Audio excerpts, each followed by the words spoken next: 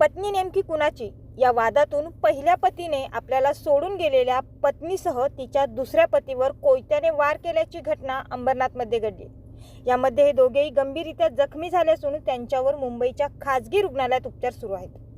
अंबरनाथ पश्चिमेला राहणारे वैशाली पितळे आणि तिचे पती महेश पितळे हे शुक्रवारी 27 जून रोजी रात्री अंबरनाथ पूर्वेच्या शिवमंदिर रोडवरील एका ज्वेलर्समध्ये दागिने खरेदी करण्यासाठी आले होते।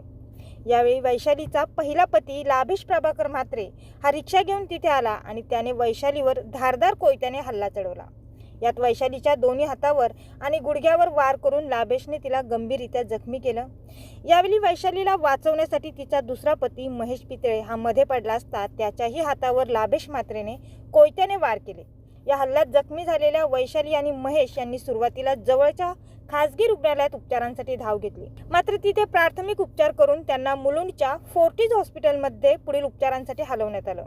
दरम्यान या घटनेनंतर आरोपी लाभेश म्हात्रे हा स्वतःहून शिवाजीनगर पोलीस ठाण्यात जाऊन पोलिसांना शरण आला।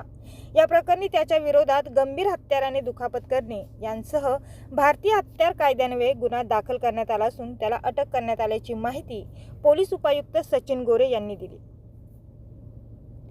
अजय शर्मासह शीतल मोरे, मेट्रो न्यूज, अंबरनाथ।